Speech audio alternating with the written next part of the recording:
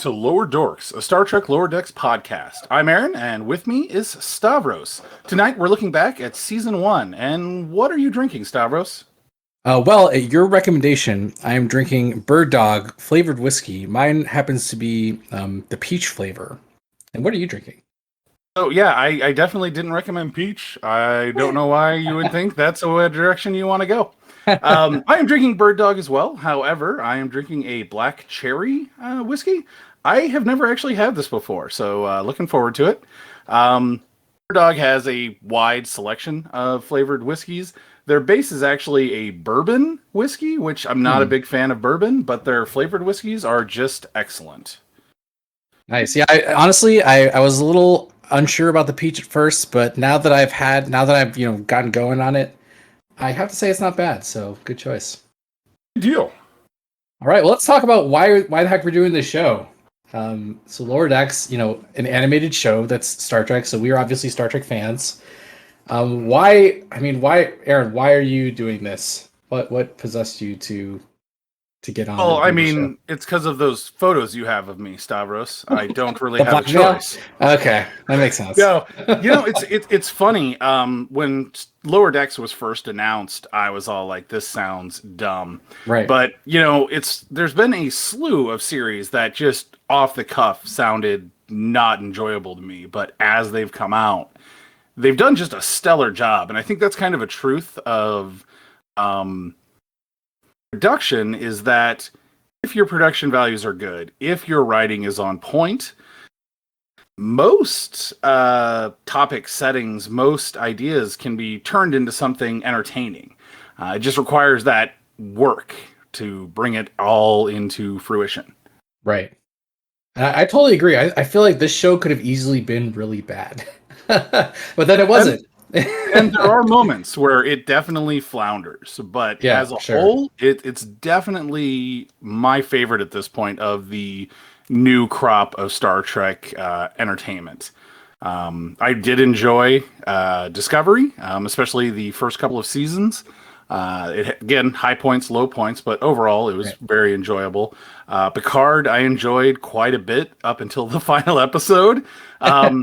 Looking forward to seeing what they're going to do in the second season. And Lower Decks, really enjoyable, but it is very much a love letter to the Star Trek fans, whereas the others are just an attempt at modernizing Star Trek. Yeah, it's interesting. This show, for me to love the show enough to do a show like this, it straddles this humor animated show, obviously, but it straddles like this part where it's like either it's making fun of the show, but it's also serious enough to be in the universe, and like straddling that line is like just really really did it for me. So I have to agree. Like I think Discovery and Picard are good in their own ways, but I think Lower Decks are definitely the front runner as far as like the current Trek shows on the air. So in my opinion, they do a pretty good job of straddling that line. A lot of the episodes, the humor is very good. The storylines are excellent. The messages, it's very Star Trek in its messages often, and it's really interesting just how they've brought all that about. But they also do two very different branches of humor. They do the wink, wink, nudge, nudge. You remember this from the past humor, and then they do the just situational humor, the character interaction comedy. And honestly, I find that the latter, they tend to hit on more with it being more humorous than their callbacks, They often will do, I remember the episode where they're talking about the, who are the, toughest guys or whatever from, the past. And like one person's like, Khan, he's genetically engineered, he's amazing. And the other guy is referencing that terrible TOS episode, or not TOS, TNG episode. Yes. Where the soldier, right? Yeah. And it's all like, so it's kind of humorous, but it doesn't really hit as well as, the situational humor that follows that, where it's red alert and the one guy altered the speakers to make them louder, but screwed it up. And, that's something it's relatable humor too. But they do also have, for instance, the joke where Ransom references the TOS era. And you're just like, whoa, wait, what? It's Right. very like fourth wall breaking. And Yeah. then he says, oh yeah, those old scientists. It's a So good. fantastic joke. Um, but then of course he names a bunch of people that weren't actually scientists. So The line had to be drawn somewhere with the joke. But yeah, I mean, it's weird, just the humor that fits with the in-universe thing, because Ransom makes the TOS thing work in universe somehow. and it's So such a cheesy joke and so fits with the character they established for Ransom. yeah, completely. Oh man. Well, let's talk more specifics then about like the cast and crew specifically. I wanted to talk about the creator first, Mike McMahan. So, in case you didn't know, we were talking about this earlier. He's before, so he's has his name on big name stuff like Rick and Morty and Solar Opposites, which are both animated shows. But before that, I think before that, he's known for this TNG season 8 Twitter account, which is just like a pitching of ridiculous plots that would go into TNG season 8, which is like kind of in the same vein of comedy as the show itself. But like he's definitely got his fingerprints all over the stuff. So you can kind of see the humor coming through from Rick and Morty too. Yeah, definitely. You actually had pointed out the season 8 Twitter to me. I had never even heard about this. Right. It is spot on hilarious. And I think kind of that shows there's this thing that's happening right now, or has been happening for quite a while, where, fans of things from the past have grown up and become like the showrunners, or they're taking Right. over those particular IPs. Right. And albeit it can be very hit or miss for anybody who's ever read any fan fiction. But when it hits, it hits really strong. I'm Yeah. thinking back to like the reboot of not reboot, but the continuation of Doctor Who was just fantastic, and a lot of that comes from the showrunners being people who grew up with Doctor Who. And I can Right. very much see with this guy who I'd never really heard of. I'm a big fan of Rick and Morty, didn't really enjoy Solar Opposites. But Right. Mike McMahan, I mean, it shows through that he really does love Star Trek, and he is a fan, and it's very apparent in the way the episodes are written. I'm just glad that he seems to be competent, because there are a lot of people that are fans that are not competent. Like if I were to write an episode of the show, it would not be good. But he at least seems to be competent enough where, like we were talking about before, like the balance between making the plots work and being referential and but also good. It's a good balance to strike. So got to give him a thumbs up. He also looks like a huge nerd, so I can't argue with that. Yeah, definitely. Do you have any standout characters that stick out for you in the show? So I've mentioned it previously, and I think you're kind of in the same boat. Is I absolutely love Ransom. Yes. It's also great that he is, he's the bridge crew who are like they're main characters, but not really. They're Right. the secondary characters. They're not the Mhm. Picard or Riker. They're like the in a complete role reversal. They're like the Chief O'Brien of the series. Just Right. always hanging out on the bridge. But every time you see him, he's ridiculous pop culture action sci-fi hero. But there's all these moments where it's like he basically embodies Starfleet ideals. I always reference that episode where he is basically fighting with Mariner over who's going to go into the gladiatorial arena. Right. And he's like, no, I'm doing it because, I'm the first officer. This is my job. And she's all like, I'm the best. I should do it. And he tricks her by stabbing her in the foot so he can do it. He walks out there and immediately just drops the sword and goes into a fist fight with the Goliath, right? Right.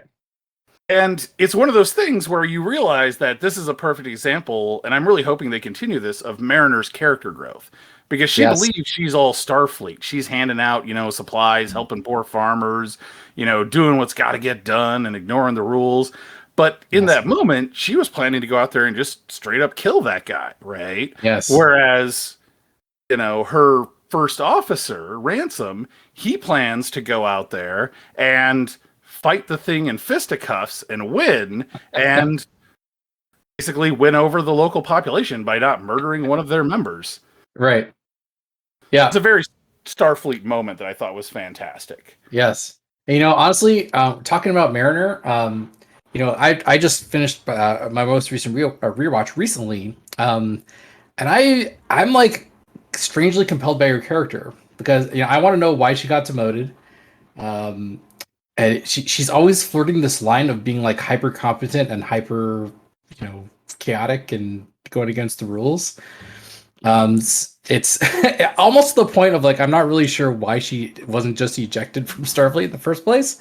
But I actually reference that. I didn't catch it on my first watch through, but on rewatch, her mother specifically says that is why she is on board the Cerritos, because on any other ship she would get bounced out of Starfleet so fast. So is her mom protecting her then by having her on the ship? She tries to get her transferred off, and they're always at odds and driving each other crazy. So it's not super clear why she's on the Cerritos. But yeah. But I mean, I got to say, like, there's enough hyper competence there that I'm hoping that we can talk about what we want to see coming later. But there's enough stuff there, especially compared to some of the other characters who I like, but don't seem to have the depth that Mariner has as far as this does she represent the best of Starfleet? She's like too chaotic good, instead of lawful good. So I really want to see what is happening or what will happen with her in the coming seasons. And there's kind of implications that her mother was the same way when she was younger. And I'm thinking that's something that might get explored going forward. Interesting. Yeah, I hadn't considered that. They don't really talk much about the captain's past either. Different last name. Does her dad have the last name Mariner?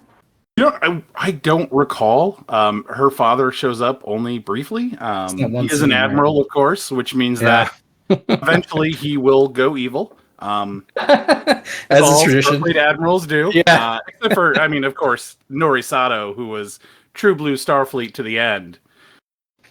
Greatest admiral in the series. He may not be an admiral in the series anymore, but she'll always be the admiral of my heart. So would you say Ransom is your favorite character then, even though he's not a main character? Far and away. Played by, fantastically, Jerry O'Connell, who I didn't even recognize until you pointed it out to me. Right. It amazes me how much that guy's voice, I want to say, has changed over the years. And I don't mean like the sound of his voice, but like the presence he brings. Oh, yeah. Outside of this, obviously, I've mentioned I was a big fan of Sliders growing up, and that was I think it was kind of his breakout role. He was in Stand By Me way, way back in the 80s. Yeah. Sure. But recently, it's interesting. He's actually does the voice of Superman in the DC animated series these days. Oh. Or animated movies. And okay. I think that kind of carries over into his portrayal of Ransom. That same presence is there. Ransom is much more ridiculous, but still portrayed. Right. Interesting. I wanted to. I mean, it as it's just hard to pick. I like things about all the various characters. I might have to go with Rutherford just because he's so. I don't know. There's like this kind of funny innocence about him where he just wants to be in the tubes. I feel like that's just super compelling. Though speaking of Rutherford, you watched the first episode of Loki, I think, right? Yeah. And that actor's in there. He's the actor in there?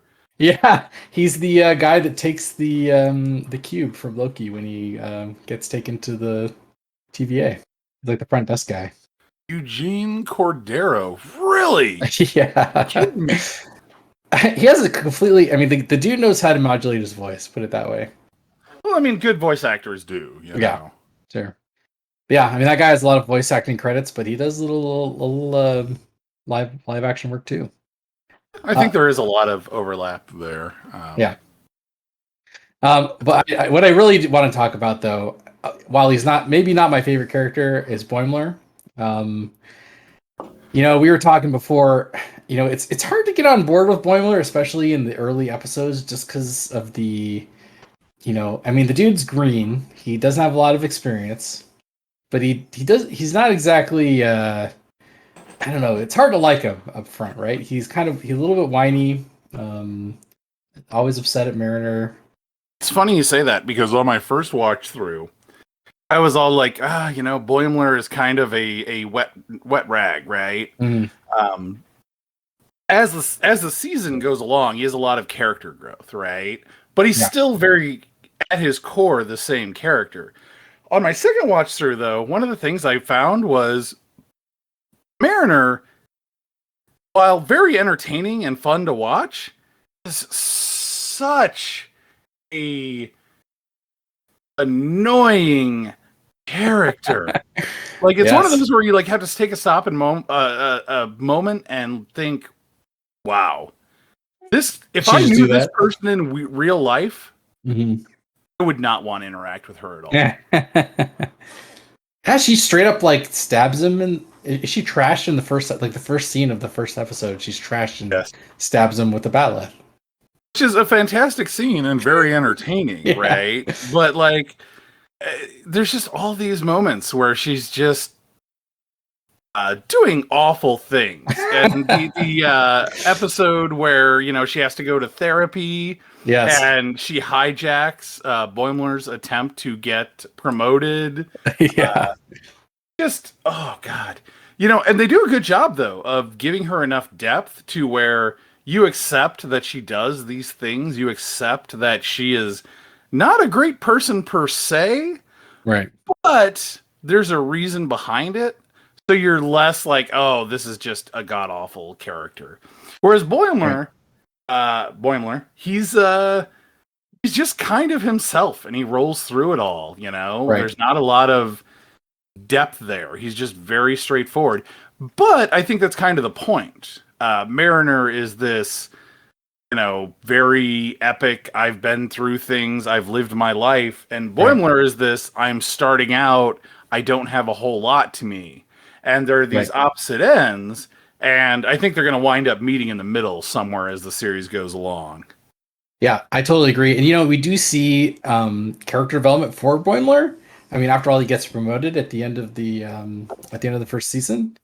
Although, like, I'm a little concerned because there is, like you mentioned, there's the episode where he's trying to figure out the best way to approach the captain for this whatever this training program is to get him promoted or whatever. And he completely fumbles the interview because he just found out that Mariner is related to her. So I'm kind of wondering, I mean, I'm expecting a lot of internal consistency from this animated comedy show, but why did he get promoted from after completely fumbling that interview and just not generally being that awesome? What happened? Oh, I mean, he didn't get promoted because he fumbled the interview. But I love the fact that they actually take the time to show the captain's personal opinion of it. It's all like, didn't prepare for the interview at all. Like, the entire episode is him jumping through hoops to prepare for it. I know. I will say this, though. That episode is a perfect example of, two people who... Everything says that their friendship shouldn't work, but there's these really great character moments where the two interact and you see how friendships really do work, Right. There's a certain honesty to the writing in the series that I actually enjoy, even though it's an, over-the-top comedy sci-fi series. Completely. And that's, again, it's showing this strange depth to the show where it's funny, but also there's depth to it. But what I really want to talk about, which you've already completely dismissed before we started recording the show, but he has purple hair. Oh, God, you gonna bring this up? Yes. Don't mean anything. How many humans do you know that have purple hair? All right, all I'm saying, 7. Naturally, can you see Boimler dyeing his hair? Come on. No, definitely not. But I went down a memory alpha rabbit hole, and guess what race does have purple hair? It is the human-like species called the Catolans. showed up in the Toss episode of Way to Eden. So I'm thinking Boimler is not entirely human. He's a little Simon Tarsus from the Drumhead episode of TNG where he's kind of passed himself off as human, but it's the purple hair. It's that What giveaway. episode were the Cthulhuans from? It's the Way to Eden. It's the hippie episode where Spock jams out with the hippies. Oh my God, no! So you might have forgotten that episode. So maybe that's why Boimler's in Starfleet is because he didn't fit in with his own people. They're all out here just being hippies, and he's all like, "No, you don't understand. We got to get serious. We got to set timetables. Here's the schedule. Follow it." Like, hey, man. I'm just saying it's a possibility. I think he says he's human in the show, and I realize, I've done my fair share of time on Reddit where they say, the purple hair is, because there are already characters of other hairs and they can't give him black because it'll mess with the character in this animated show. No, I refuse to believe it. He's part Catalan. Yeah. I always assumed it was just a reference to, purple-haired old biddies, and that is who Boimler is supposed to be. What? I've not heard that. What does that mean?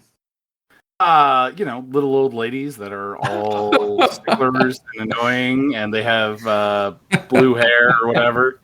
No, I haven't heard that, although that does perfectly fit Boimler as well. He's basically a little old lady in a young man's body.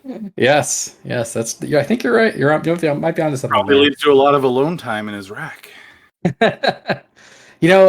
Speaking of racks, getting off the topic of character for a second, but seeing the area of the ship where people just sleep in the halls, very reminiscent of real life submarines and stuff like that. I found that very compelling to see, because you got to think these ships have a zillion people. You can't just give rooms to everyone, right?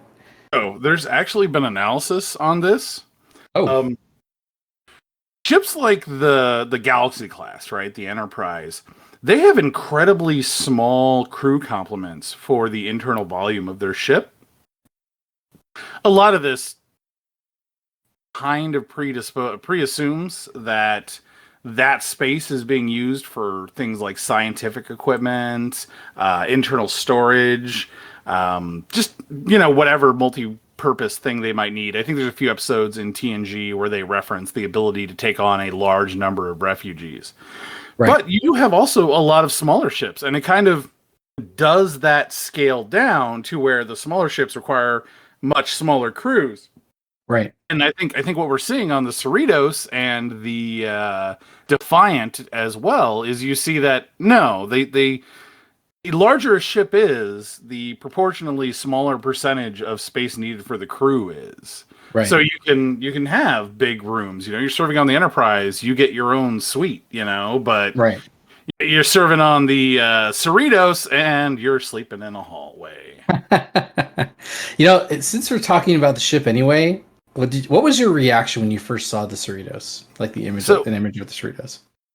I love Star Trek ship design because it is very much plays into the science as magic angle that you see a lot in Star Trek. Right. And you have all these flowing shapes and these weird, like, weak spots where it's all like, why would you build a ship like that? Oh, well, any way you build a ship, it's going to be flimsy because we have phasers that can, glass a planet from orbit. You're not going to be able to build anything to defend against that. But the Cerritos takes it an extra step where I'm just like, from a logistical standpoint, getting to the deflector dish is a journey. Like, I want to visit my folks. I got to drive to the airport, take a plane to another airport, get on a bus, get picked up at the bus station, and then drive to a nearby town. Right. I wouldn't design a ship that makes me do that same thing to go to work. That's got to be a terrible job. They talk about like the emptying the holodeck filters and lubing turbo lifts, but no, like going to work at the deflector dish on the Cerritos has to suck. And, but outside of that, I mean, the visuals for all of the ships are very beautiful. They do have another brand new Starfleet ship design whose name I cannot recall to save my life. Which is a beautiful looking ship. All of this Vancouver or something, right? Is that the one? Yeah. That sounds right. All of the space shots are just excellent. The final scene in the final fight in the final episode, where Right. the Titan shows up, just an Right. amazing, amazing scene. Just really, really well choreographed. I mean, not choreographed, obviously, Sure. but really well plotted. Whatever they do, well directed, maybe. I got to be honest. When I first saw the ship image of the Cerritos, I thought it was ridiculous. I was not a big fan, even though I love the Galaxy class, and it has a Galaxy class ish saucer and deflector. I wasn't a huge fan. I thought it was it was something that You're made me. saying I thought, and it Yes. was as Yes. if your opinion has changed. You're very perceptive. um, Well, now my opinion has changed of you. oh, I hope in a good way. But no, it's I definitely think of it as a palatable like workhorse ship. Like I don't think that ship was made with a like they kind of imply that there are newer California class ships around in the show, but I don't. And even if it is a newer ship, I don't think it's really designed for glamour, which obviously fits in with the theme of the show. And I think it definitely fits in with that. Um, that space, that open space that Starfleet's got to have ships that does stuff like that aren't at the top of the line. And I think the California class absolutely fits in with it. So it's really grown on me with the We rewatch, do especially. actually see in the final episode a California class that has just rolled off the line. Right. It's the one that the Peclids attack. Packlets annihilate. In the Right. stinger of the first episode. Right. Or not first episode, final episode. Right. But that being said, do we want to talk more about the ship? Yeah. What about it? Well, I mean, so one of the big things that I love is uh, they establish right off the bat that this ship is designed and it exists for a purpose. Right. It is a second contact ship. They're the people who show up after first contact has been made to maintain diplomatic relations, Right. and it Yeah. leads to a lot of really interesting moments. Yeah, I think so. It's weird to see a ship that is primary mission is diplomacy because in all the shows you've got to have all the enterprises are all multi-purpose because they have to be for the TV show. But here it's like a very specific specialization, right? And almost every single episode has something to do with that primary mission of the ship almost. So all of the previous series, they establish a mission in the early seasons, right? Right. The first Enterprise, is on a 5-year mission to explore space, which Right. apparently entails flying all over Federation space and visiting pre-existing colonies. Yeah. TNG, their whole thing is just we're out there, we're going wherever, right? Right. And that leads them all over the Federation. Romulan, Cardassian space, new frontiers, old acquaintances. Then DS9 comes around, and they're like, we're here to work with the Bajorans Right. and bring them into the Federation, and that turns into a whole huge thing. Voyager, their ship had a purpose, but then got booted to the other side of the galaxy and now has a new purpose. Right. And the series starts off with a ship and a purpose. But it's the first time I think we've ever seen a purpose that is not grand in scale. There's no high stakes. It's Right. literally the guys who the tough work's already been done. We're just the cleanup crew. Yeah, I think the ship in general fits the theme of the cleanup crew sentiment you're saying there, where it's not the prettiest ship, but it's there to do the work that the Enterprise has trailblazed. So they're there to pick up the slack. Yeah, definitely thematically, the show is well put together from top to bottom. Yeah. Going away from the ships thing for a second, would you prefer Tendyford or Rutherdy? But You know what? that was Actually, I just want me. Rutherford to hook up with the chief engineer. That dude just seems sad, and he needs a little love in his life. I think, yeah, maybe you're right. I know, what's the guy's name? He's a hilarious character, but they almost never bring him in. I think his name is Billups, Chief Engineer Yeah, Billups. that's the chief engineer. Yep, Yeah, Billups. And I didn't realize that until the final episode when I'm watching with subtitles on, yeah, and I'm like, "Oh, it's not Phillips, it's Billups." Billups. What? Oh my God. Yes. Although, that reminds me of one of the thing. I mean, again, veering away from characters for a second, but again, one of the thematic things that is great about this show is bringing up these things again and again that are like highlights of the Star Trek universe. So if you recall the episode where Rutherford wants to change departments and he keeps on like rotating through like command and medical and blah blah blah. Every time he approaches a superior about the department change, like Billups, for example, and they brought up like, "What did you say? That's amazing!" And I was like, Yeah, "Yes, it's like support his career. Like that's something I want to see." And then again and again, every single department head he goes to, where he's like, "I don't know about this," they're like, "That's great." I'm like, "Yes, that's exactly like the thematic thing I want to see in a show like this." yeah, and it's one of those things that's very emblematic of Star Trek as a whole. Is the fact Yeah, that people are supposed to be supportive of each other in the future, and somebody comes to you and says, "I'm thinking I want to do this," and right, there are structures for you to do that. They're right, not going to trap you somewhere, and they're not going to be bitter that you are leaving. And that actually goes back into where I was talking about how this is a problem where Mariner's character needs to have character growth. She right. actually sabotages Boimler when he's Yes, trying to get a promotion. And she yes, does it because she's afraid of him leaving her. And it's yes. this moment where everything we've seen, that is not the Starfleet way. And it's one of those things where it shows that she needs to grow as a character. And they do a really good job of showing, hey, she's had all this character growth through the first season, but she's got Right. a long way to go when Yeah. Boimler finally does transfer to the Titan. Yeah, and she loses her mind basically, like sends in repeated messages and all that. I mean, get it together, Mariner.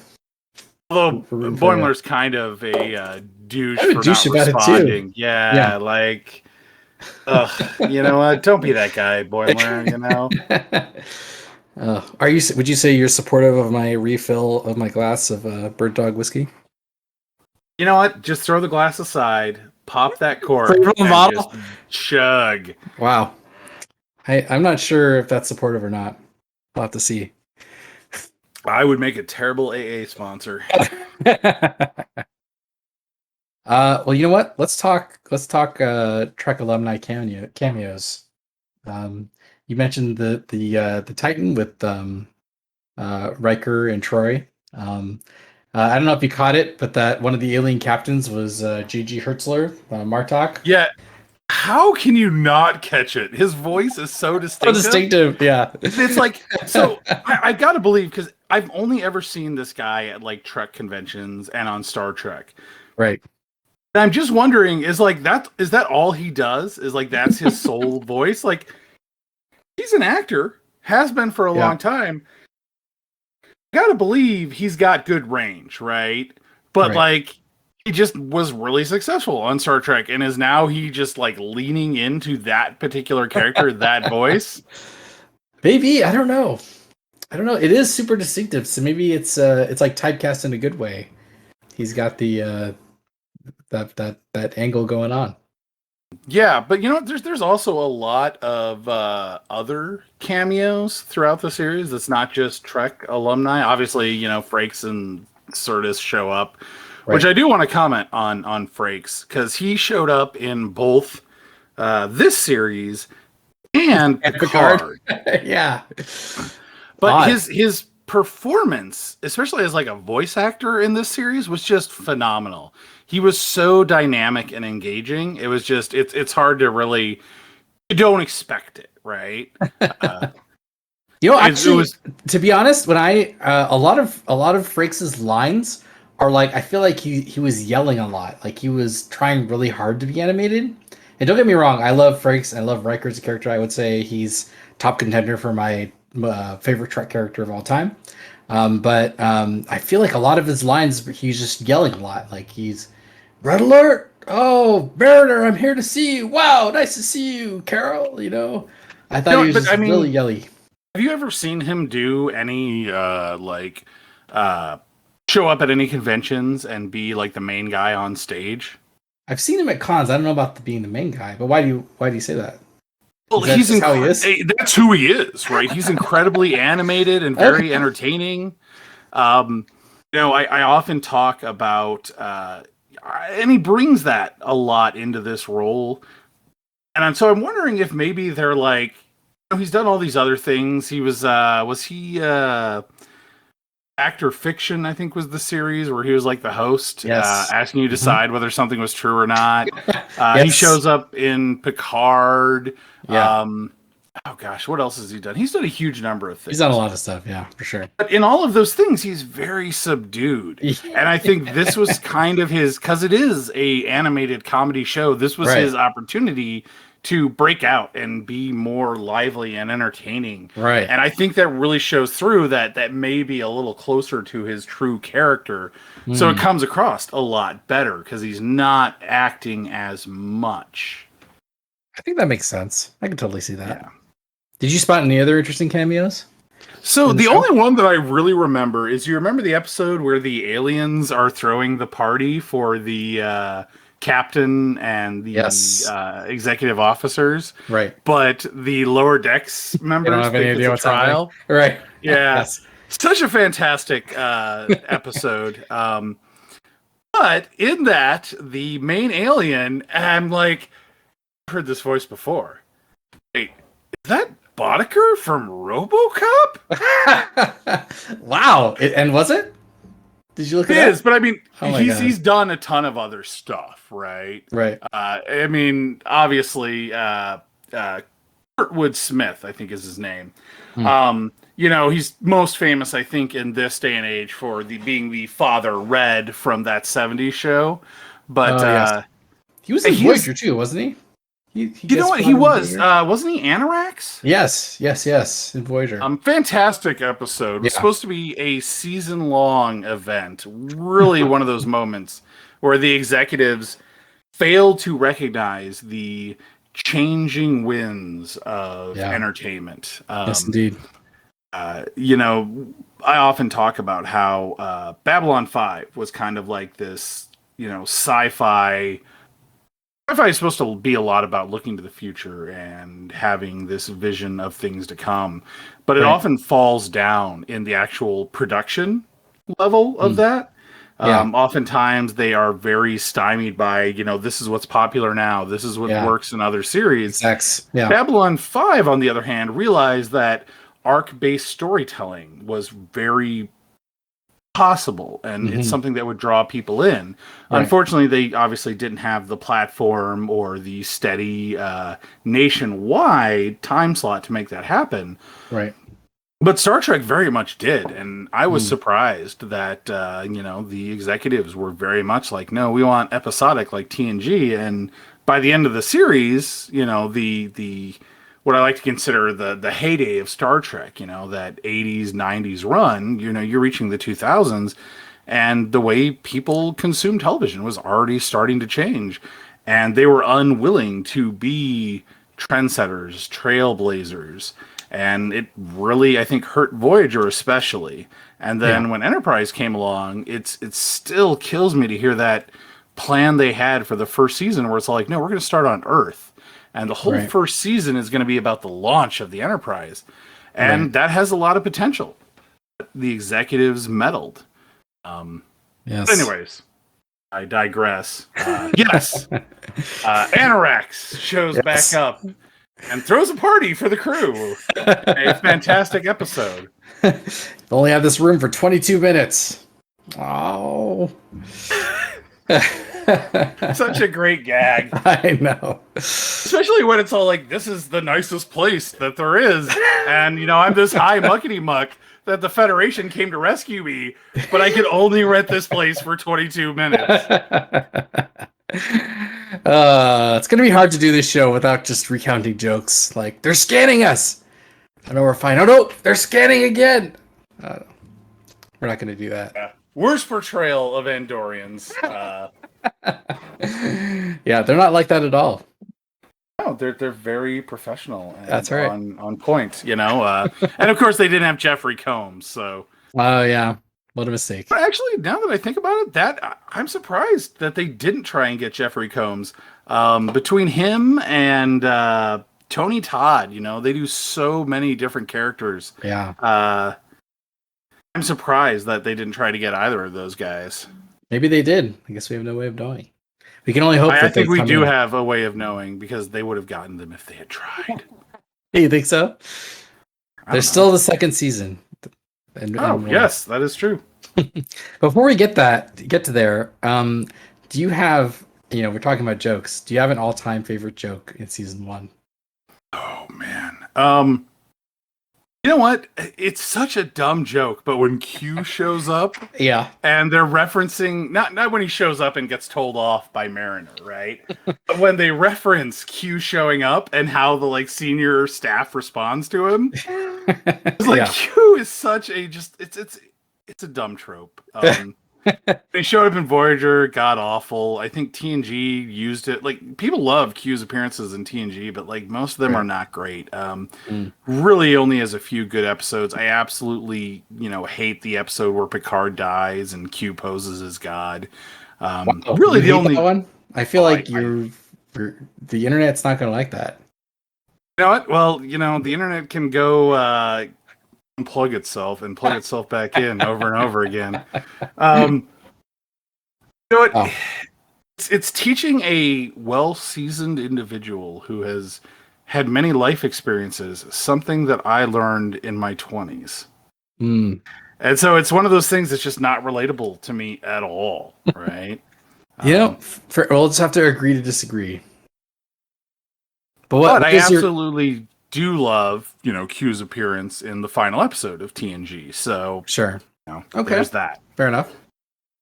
So your favorite joke is when he shows up and so he's putting them on trial, right? And the captain is trying to figure out so what are we supposed to do here? Right. And it's all there's the enemies that they've got their cards and they've got a deck of cards and the crew's all dressed up as chess pieces. It's very confusing. And then a soccer ball appears, and she's like, "Oh, we're supposed to play soccer." And then the soccer ball grows arms and legs. She's like, "Ah." They're more. I like that more would be me if I was a Q. That is the kind of thing I would put people through. I feel like if you did it, there wouldn't be any rules. Q, there's something there. I feel like the Aaron Q would just be you know what, random shit. Yeah, definitely. I would not want to teach a lesson. You're just there to screw with them. Exactly. Okay, well, you know what? I have to go with the one that has ruined the rest of Star Trek for me, and that is Censors. And the funny part is, so I was doing a TNG rewatch on the initial airing of Lower Decks with my wife.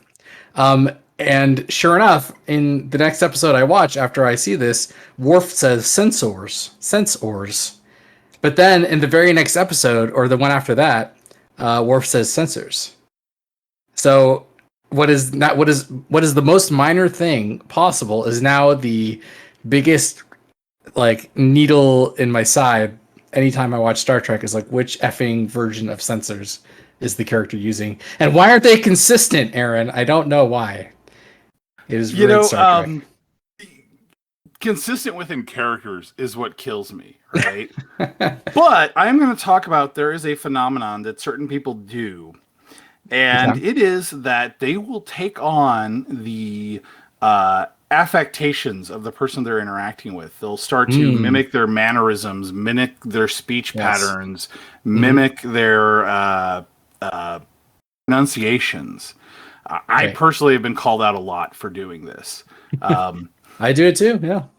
Yeah, and it's one of those things that I'm wondering if maybe that's just what happens, right? Is they say it a certain way because when they were doing their readings or when they're interacting with the writers say it that way, or the director says it that way, because TNG is famous for every episode being written and directed by a completely different person every episode.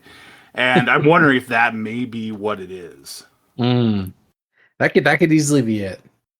But regardless, it is destroyed Star Trek for me. So now I have to listen to how the freaking character on screen says sensors or sensors. Mariner does this cross-eyed animation when she says it in the show. I just think of that every single time someone says that now.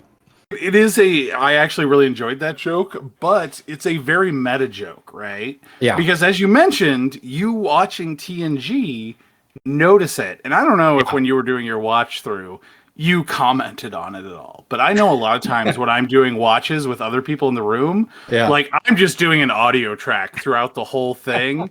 And that's what I'll do. Mariner's commentary on sensors, right? Yeah. Like that would be me, right? If it wasn't for Mariner being there. And I'm like, but she is basically, doing exactly what I would do. She's my voice in there. But because she's a character, it's highly inappropriate. And they actually comment on that. Right. Yes.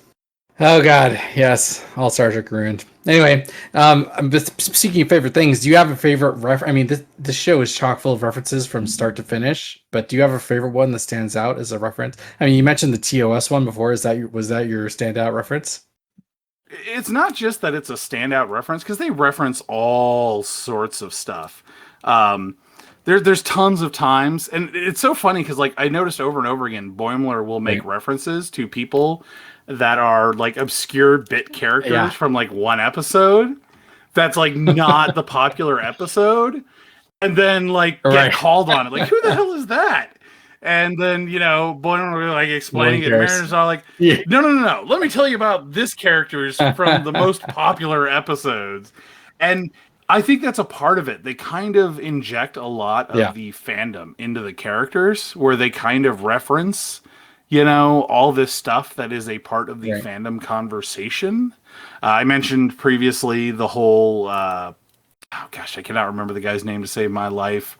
But the Khan versus debate of, Khan versus the dude who bested Picard in the episode where he is basically he was like a super soldier or something. But yeah, the TNG episode with these genetically engineered soldiers that are left aside.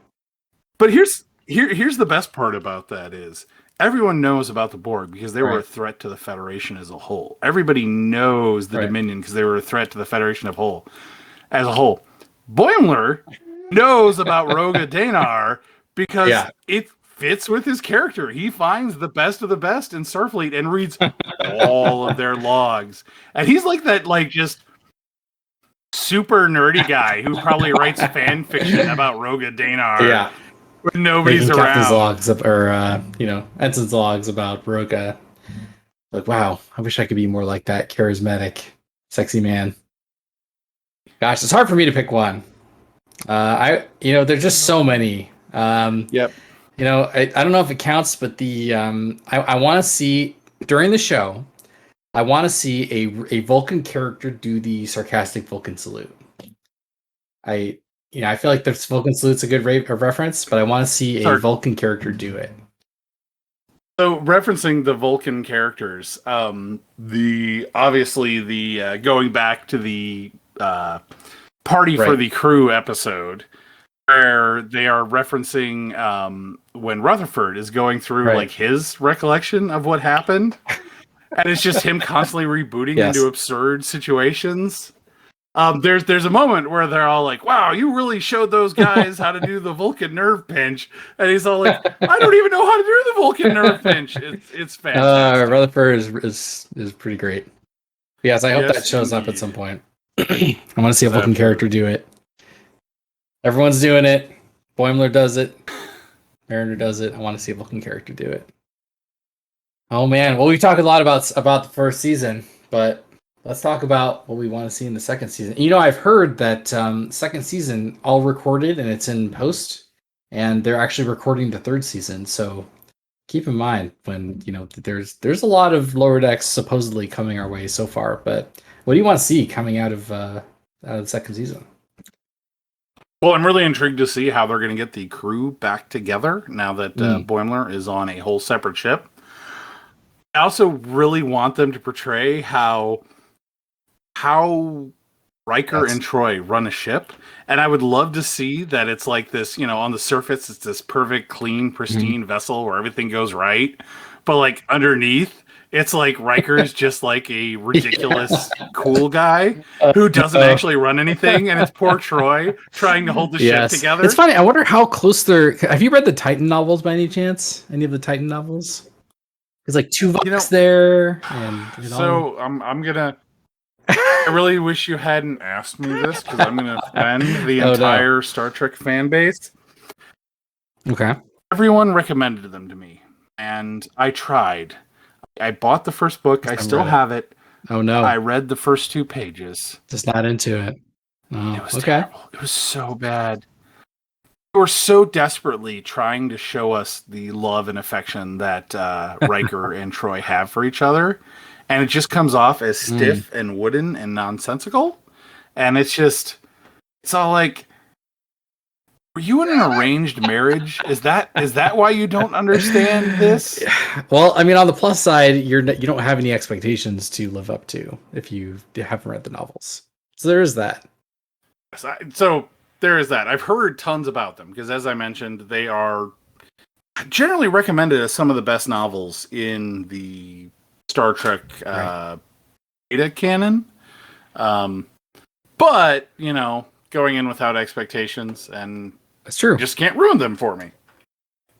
But as I mentioned, I do love their portrayal of Riker, so I'm hoping that holds true to the new season. Yeah, I mean, speaking of Titan in general, and we talked a little bit about it earlier with Boimler on there.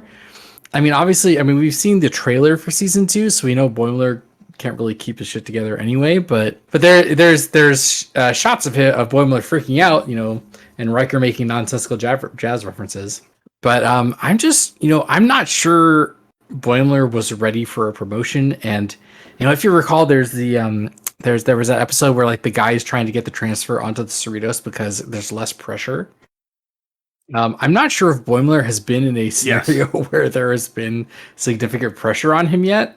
So he is going onto a quote unquote real starship, with a quote unquote real captain that it goes on quote unquote real missions. I'm not sure he's going to be able to take the pressure, man. I'm a little bit worried. I hope that is an arc for him. Plus, like we talked about earlier too, when he kind of brushes off Mariner trying to contact him, and he's kind of like, "Oh, I'm a lieutenant now. I'm on the Titan." He's just. I'm hoping that it sort of blows up in his face, and we see him actually work to deserve that post.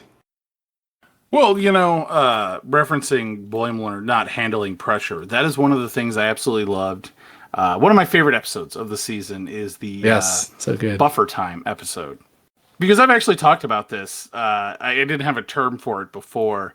In my own life, I have a very wide range of skills. And, there's moments where people are always all like, I wish I had your knowledge or your capabilities, and I'm just like, here's what it comes down to. We work every day of our lives, and I have been graced by, the fates that a portion of my life I have been in roles and jobs where I am permitted buffer time. And there are 2 types of people who thrive and grow in buffer time, and people who flounder and do the bare minimum. And that episode is fantastic because they show Boimler, when they take away buffer time, he's at his best. Because he just does what he's supposed to do. So he walks through the steps, goes to the next task, walks through the steps, goes to the next task. Whereas most everybody else is breaking down in that environment because that's not how people work. And I'm thinking that's what's going to happen is he's going to find that when he has to improvise, when he has to make his own decision, that's going to be where he breaks down. Because that's the moment where Mariner thrives. And that's kind of their juxtaposition as characters. And interestingly, the Mariner and Captain Freeman kind of come to this agreement at the end of the season 1 too, where Baron is going to be this more right hand man or woman for the captain, being her chaotic good self. So I don't know. I mean, is that going to work? I guess we'll see. I mean, she just doesn't like following the rules, but there is that good officer there. I really, like I said before, Mariner has the most depth, I think, of any character on the show, and I want to see more. Oh, and I think there's a lot of definitely. potential for most of the characters for character growth and change. And I do hope that they do a little bit of that. I'd love to see a joke in the second season where, like in one of the early episodes, things have just reverted to the status quo on the Cerritos, and they have like a Boimler replacement. And I just want somebody to call it out and be like, "Wait, what is this? The Enterprise? Why have we returned to the status quo?" I think that would be a fantastic joke to make before getting on with the season. Definitely, that'd be great. One other thing I'll mention, as I alluded to earlier, I want to see. I'm just romantic at heart. I want to see Tendi and Rutherford get together. Nice. I think they make a great couple, and I want to see that happen. Rutherford and Phillips all the way. We'll have to keep score and see that'd be which one comes out on top. Rutherlips. Rutherlips. I love it. It's one of those. So I do want to talk about one thing, and I don't know how we skipped over this. Okay. We had talked about it previously, and that is the uniforms. Oh, yes. Let's talk about it. You had a little bit of detail about the uniforms.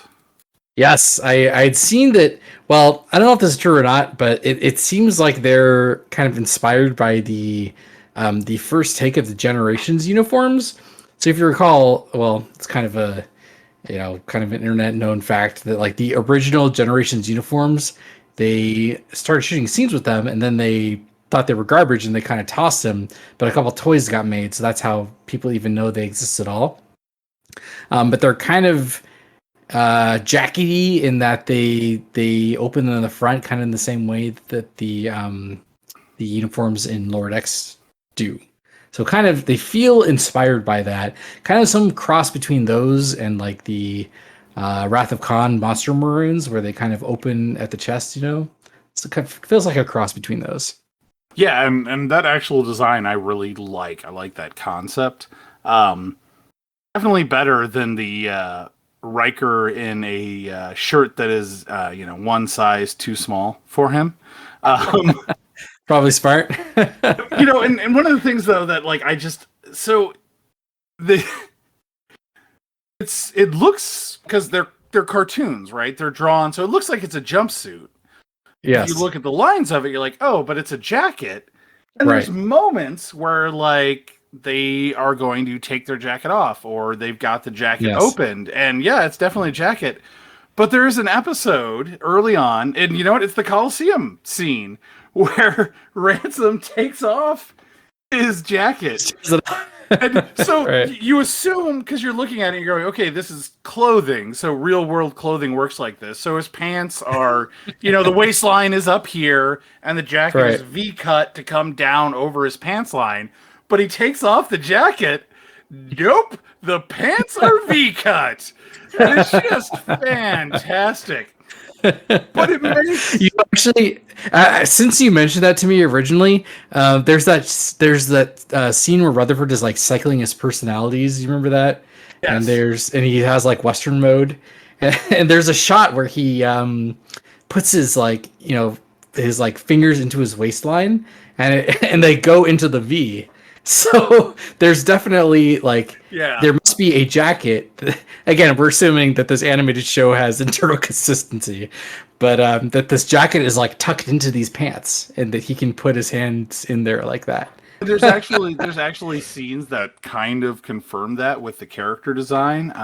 When they have the episode where they are on board is it the Vancouver that's the brand new shiny ship? Yes. Yes. There's a character who has a waistline that is not straight like most of the characters. Right. He's got curves. Yep. And you can very clearly tell it is drawn to be where the jacket tucks into the pants. Which, I mean, makes sense. I mean, I went through my first 10 years on the job where it was a requirement of the dress code that you had to tuck in your shirt Mm. until everybody Are you a realized fan? that we're a bunch of filthy physical laborers. Why are we requiring them to tuck in their shirts? Yeah, well, I mean, honestly, with all that said, I really love the uniforms, to be honest. I really enjoy the white accents. It's something I want to mention, though, as we talked about before, only Science has white shoes. Yeah, I did not notice that until you pointed it out to me. Overall, stellar design. I really like the designs. I don't know if they would ever translate to live action very well. Mm. But yeah, the white shoe thing, I'm wondering if that's a reference, if it is something I never noticed that like sciences or medical always had white shoes. Sometimes I know in Discovery, medical has white, so there is a some kind of basis there for white being medical. But they don't make a distinction between science and medical in those uniforms. So there's like people on the bridge that are wearing blue that have white shoes. So Exactly. You're not going to be on bridge duty if you're, the chief medical officer unless you're McCoy for whatever reason. I don't think right, McCoy was ever on bridge duty. He just liked to hang out. he just liked to cuss out Spock, and that's it. Really, that's all why he showed up. I'm thinking. You green-blooded. I will say, and not to go too negative, this series does referential comedy where just making the reference is the joke. Yes. That tends to fall flat on a rewatch. And I think that is something that happens a little too much in this season. So I'm hoping they kind of tone that down next season. When it hits, though, it hits great. Like I mentioned, the TOS reference when they return to the planet from the original series where the machine was ruling and the people had taken back up Right. to worshiping that machine. That hit really well. Right. But there was a whole context there, There is, the guy who references how much he enjoys the Red Hour, where basically they murder people, and he just bought a brand new scythe. That comedy hit well, but there's also jokes where it's just like, right. Oh yeah, you remember this guy from this obscure episode? Oh yeah, that's funny. And it's just like, yeah, I get where that's coming from. And the first time around, that was kind of humorous, but it's not really sustainable as a standard joke. Yeah, there's definitely the balance that they have to maintain, right? Like we've been saying, there's it's a it's the comedy show that's also like a reference, like almost a parody show, but not really. It's got to be good in its own right. But it's funny you say that with the rewatches. Like I think I've watched the whole show maybe 3 times now.